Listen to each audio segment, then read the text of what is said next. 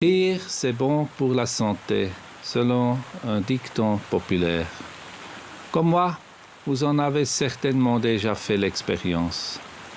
Reste encore à savoir pourquoi on rit. Ceci n'est pas une parodie. 4 minutes d'allocution sur les bienfaits du rire d'un C'est un sinistre. super second degré. Ah bah oui. Et ben, je crois que justement, et c'est la c'est question un qui se pose, c'est que ça n'est pas second du second degré. Je me tourne vers le spécialiste du genre, puisque je crois que vous avez écrit 15 histoires pour rire chez Hachette Jeunesse, Yann Mince. C'est bien longtemps, je me tourne vers l'expert. Le rire, c'est bon pour la santé? Ah, c'est excellent pour la santé. C'est excellent pour la santé. Après, il y a le comique volontaire, il y a le comique involontaire. Visiblement, le présent suisse fait partie de la deuxième catégorie.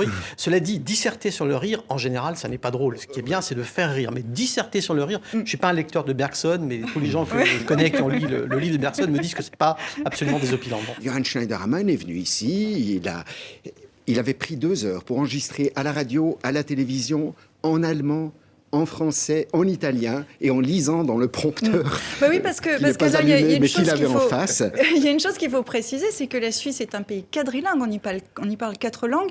Johann Schneiderman, lui, n'est pas de langue maternelle française. Il est suisse-alémanique. Il parle donc le suisse-allemand. Et comme il le disait si bien, le rire cynique, ça n'est pas très bien. C'est un peu facile de se moquer de lui quand même, non? Oui, c'est sans doute facile de se moquer de lui, mais disons qu'il y a mis beaucoup du sien pour y arriver, parce qu'il n'a même pas regardé le résultat. Et ma foi, c'est comme ça qu'on devient une star mondiale de l'humour involontaire. Un rire cynique qui vise à tourner une personne en dérision, ce n'est pas un bon rire, à mon avis. Moi, ce que je trouve passionnant dans la francophonie, c'est que ça doit être un mélange.